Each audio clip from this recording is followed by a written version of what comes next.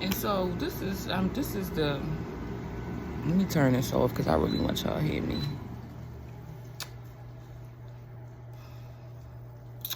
I wanted to speed through that because there really ain't no need to go into no more. Like, it was done, it's over. I thought he was somebody that he wasn't. His representative was not who he really was, and that house was the thing that was like, nah, you gonna lie. You lied about a lot of shit, but you gonna lie and keep on pushing off this lie about this house till he broke, and he just like, I don't have nothing. I don't have a house. Um, I'm just coming. He still was keeping up with the same story. Oh, I'm from Georgia. I had to come up here and work my business because nobody else was available or do something. Somebody was stealing from him. Whatever fucking lie he made up or whatever. But at the end of the day, y'all, I had a good time in the good times. Like, I don't know if I told y'all, but we went to concerts. We went to go see Drew Hill. We went out to eat all the time.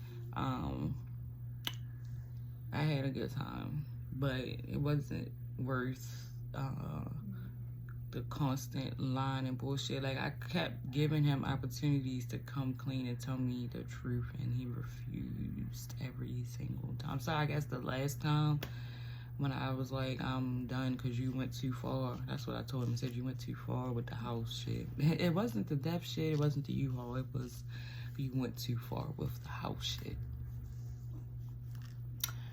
And I realized that this is not the lifetime for love for me.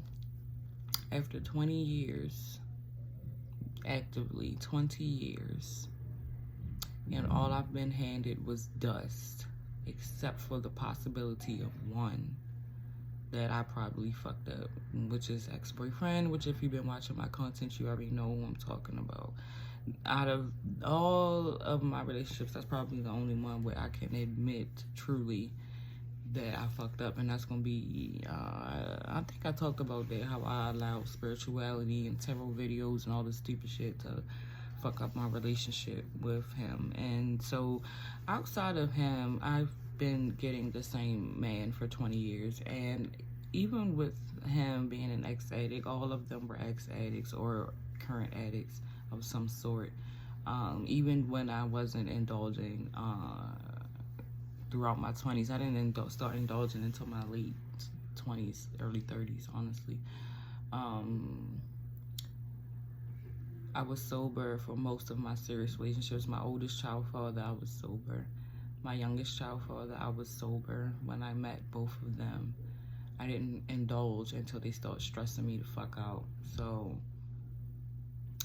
one can say that you are what you attract, but even when I have my own place, have a good career, completed school, I still attract the same dusty people. And so I'm just, if that's all I'm going to attract, no matter what path I'm on, I just rather not indulge. Like, I don't want to play the game anymore. I don't want to have to figure out and go through the checklist of this and that and this and that. I don't want to have to continuously wonder if you're going to cheat on. That's the part of it. I'm going to always want love of a companion. That's something in me that will never be healed. I also come to realize that what happened to me in my childhood is a lifetime wound. It's not gonna go away. It's just not. There is some things you just don't heal from. You just deal with and tolerate, and that's the point where I'm at now. And so I'm not. If all the universe, God, or whatever anybody believes in if all I'm going to receive is dust, then I'd rather just isolate myself as much as possible from men in general, from people as much as possible. I don't really get out much. I go to work and I come home. I don't go anywhere. I don't want to be approached by a man. I just want to live in my skin and wear whatever color hair I want and whatever color makeup I want and lashes. If I want to choose to wear them today, or if I choose not to, it's up to me. It's not based on what anybody else cares or thinks about us. And I get more hatred from my own race of people and black men and women than I do from any other culture. And so that's what causes me to want to isolate from said people. I don't want to be around a community where I'm not welcomed. No matter what I've done and sacrificed to welcome that community, I still haven't been accepted into my own community of people. I don't fit in with everybody. I don't believe in what everybody believes in. I'm not a sheep. I don't follow what everyone follows, and because of that, it causes one to be isolated, because you can't join into conversations with people because you don't relate to those conversations. I don't care about the latest TikTok, whatever's. I'm not on TikTok, so that's a conversation that I'm not a part of. The latest fashion trend, I don't care because I wear what I want. I literally don't give a fuck, and I live comfortably in my skin. And for a lot of years, I wasted 20 years of my life trying to find love from a man, and I've done things that I'm not proud of. I have put myself in situations unnecessarily because of the hole that's in my soul. But now that hole is still there, but I don't want to put in the work that it takes to be in a relationship with somebody, because I'm never going to trust them. I'm never going to, if there's always, I don't care how healed I am, there's always going to be a level of feeling abandoned, feeling I don't trust you. And so there's going to be a level of the man having to prove his worth or prove his honesty. And those are things that I don't know if it's fair for a man to have to do that. Or is it, see, that's the part I don't even want to have to figure out anymore, because I'm over it. Like I said, I always want that hole of me trying to fill this hole. And then when I lost my youngest son, the hole got deeper. And so I just think that now I'm at a point where I'm going to accept that this is not my lifetime. And because I've seen other lifetimes with me involved with men and they always ended badly, I just didn't want to listen to that. What I saw in meditation from past lives, what was happening in current life, what was happening on the radio, because there were warnings, songs on the radio, books that I've read, my own grandfather playing, my foster mom, where he was just old as shit and he still had women calling. Like, none of that made me standoffish to love, because it was still a hole from childhood I was trying to fill that wasn't being filled. And I realized that's just something that I'm gonna have to deal with for the rest of my life. Those childhood wounds are going to last until my death. And what I can do is continue to be better to my children, and give them the love that I didn't receive. And move on from there. I don't see me being in a relationship anymore. According to my chart, I probably shouldn't even have went there. I had a lot of first house placements. This was supposed to be me learning how to love myself, which I think is asinine, given that I wasn't even taught how to do that.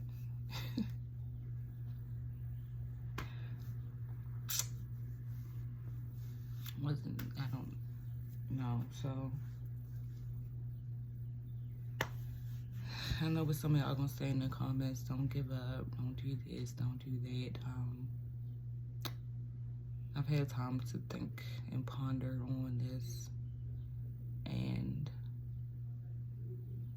love is not for me, and I'm not okay with that. I'm probably never going to be okay with that, but it's something that I'm going to have to accept, that this is not a lifetime for me. And I think a lot of people, this isn't the lifetime for them, for love, and sometimes it ends in their death. Like, my neighbor died because when I lived in the city, she died. She was just dealing with this man. He was just using her, stealing from her. He was an addict, and she wouldn't leave him alone. And so spirit took her away. Like, she literally just woke up and couldn't breathe.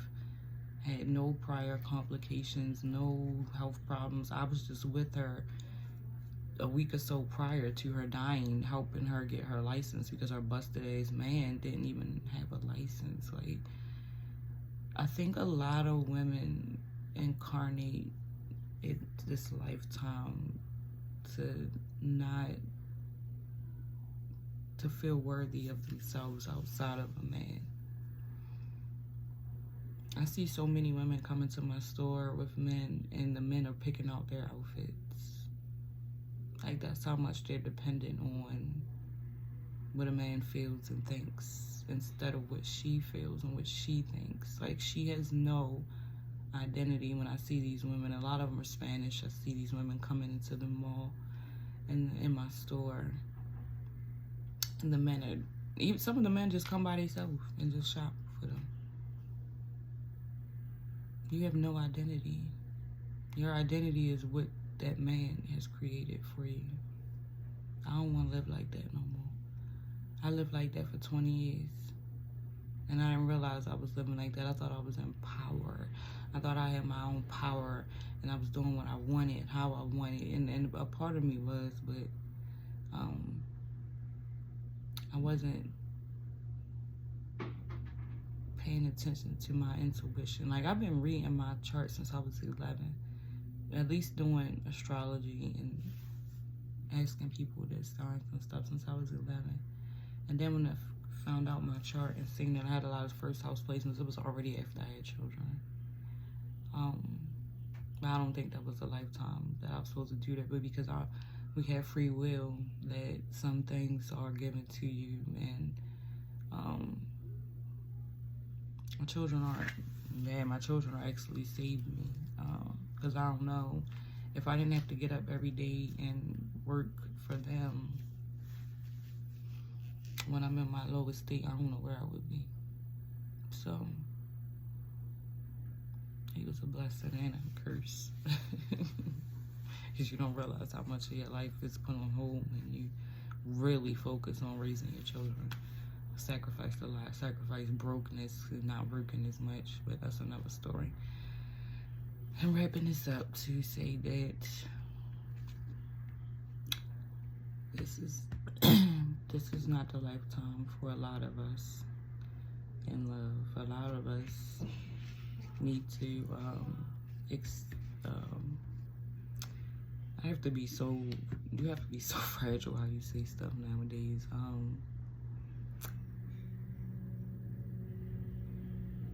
This is the lifetime of healing the wounds of now and yesteryear. To finding out who you are, to finding your identity outside of companionship. And I know I'm going to get lonely, because this road is always lonely. It's even more lonely when you don't have anybody that you feel like you can relate to 90%. And I think my sister, my second therapist, my sister, my first therapist, my sister. She gets a little like overwhelmed for me over the years, and so it's only so many things that I'm gonna take to her. And so there, you just feel alone. So I know I'm gonna feel alone, and those lonely times is when I have to remind myself that this is my journey. This is the journey of loneliness, and I'm not alone. I just feel alone. When there's nobody to check on me, see how I'm doing. How are you? I'm gonna talk to y'all about that in another video. It's my feet be burning, y'all. We gonna be talking about that. So I think I'm gonna end it there because I think I'm just rambling at this point. I got out what I needed to say, and I had at y'all in another day. Like, comment, and subscribe to the tribe. Hollis. So I forgot to tell y'all that I stopped talking to him. Let me clarify. I stopped talking to him. My last message was to him March 16th. He was still texting me. So I had responded. And after I had watched Tisa, and after I realized what the fuck happened, and then he did the same exact thing to me. It's like this playbook that they go by. I don't know if there's an actual book going around, but it's like these men are following the same playbook. Like after so let me tell you how I got to Tisa. So I had told my manager was privy to a lot of the things that was happening because she was there. Because he worked across the hall and we worked opposite of him. He would come in the store, so a lot of the people in the mall knew about us because we was always together. Like they seen us kissing each other. Like yeah, a lot of the people in the mall knew that we was together. So she was privy to it. So when I had came to work one day, y'all, this was like March the 17th. Let's say this happened the 16th. March the 17th, I had to work. And I go to work and I'm crying. And I had just binge watched Tisa all day. I think it was, 10 hours or some shit. And I just finished binge watching that. And I realized, like, what happened? Like, this nigga... I'm stop saying that. I really allowed myself to like continue this game for this long. Like I just really kept letting it go because before any it was several messages I had already separated myself from. I'm like, boy, I'm done. I'm not doing this shit with you. You keep on lying and shit. Nigga lied about whoever, somebody, his family dying and all this shit. And I was like, boy, I'm done. So I was already doing it, but I kept going back. Like I kept going back because I'm just like, maybe it's me. It's always me because I'm too paranoid. I'm not trusting enough, and it's me, and I need to open up more, and I'm cold, and do. But at this point, I was telling him I love him. Cause I'm like, this is my man. Like it's. I don't even know if I want to go into this, but this is nothing like having love. Like, it's nothing like it, yo. It's nothing like it. It's nothing like feeling whatever sense of security the person is given at the time. Person is checking off all these boxes. Person is being present every single day. Like, picking me up for work, taking me to work, picking me up, dropping me off home, us driving around, going out to eat. This was a daily thing. Like the first 3 weeks, it was like every single day. And then the 4th week, he on somebody, he told me somebody died. This was like right before the Super Bowl, like a week or so before the Super Bowl, somebody died. Yeah, it was like a week or so before the Super Bowl because he was on they gonna wait for me because I gotta pay for it, and they gonna wait for me to come back because we supposed to be gone for 7 days. They gonna wait for me to come back like he's this big important person or whatever. And so like who allows themselves, I'm talking about me, who allows themselves to be constantly lied to, know at some point that they're being lied to, but still continue on because somewhere in your mind you don't want to believe that you're being lied to. So you keep on going because you want one day for it all to be true, and that you was just in your head, and this is really a person. So after I was ignoring him, after the point where I stopped talking to him, ignoring him on the gram, he sent me a letter. And I swear to God, y'all, I had that letter. I don't know where it is now because I can't find the folder that it was in. But, damn, it didn't say shit, y'all. I swear to God, if I find it, I'm gonna put it in this video.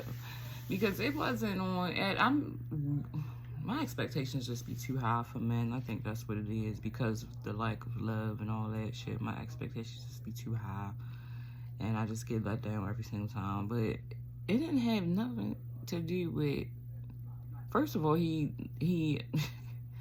addressed it from Georgia, but it was postmarked in Baltimore and had no Georgia postmark on it. So if it was mailed in Georgia, it would have had two postmarks. It would have had a postmark from Georgia from leaving, and then a postmark from Baltimore from arriving. But in there, it didn't say I apologize for being like, I just wanted him to say I'm a fucking liar and I lied about everything and I'm sorry. That wouldn't have made me forgive him or take him back or anything like that. It just would have verified everything that I already knew. Then I got a wife, because word on the street is, word on the street is my job. Word on the street is the person who owns that business, wife is sick, and doesn't even want to have anything to do with the business because he's too busy taking care of his wife that's sick with some disease that's going to cause her to die. Now, that's word on the street. My job, through the managers and the mall manager, if this man owns this business, he's lying. Because when I asked him about that, so you got a wife in Georgia and she's sick, and so you told him that you're not going to be worrying about the business, and because he was like, oh, I sent him an email. He didn't confirm the story really or deny the story either. So when he sent this stupid ass letter, I'm looking at the letter. Y'all wish I could find it. But I can't even, like, the only thing I could think is that I left it. It was in an envelope. I might have throw it away, y'all, to be honest. Cause I'm like, what the fuck am I holding on to this shit for? So I probably threw that shit in the trash. But yo, it ain't say I'm sorry for being a lying ass nigga in whatever words he wanted to put it in. It ain't say that. Even when I was talking to him on the phone, I'm like, won't you just come clean? Like, every time I ask you to come clean, you act like you don't want to come clean, Mr. Clean. Like, let's do it. The letters, I don't even know, y'all. It said something, I don't even know, but it was a bunch of nonsense. And I was supposed to keep it for purposes like this, but I didn't. So, whoop, there it is. Just wanted to add that in there.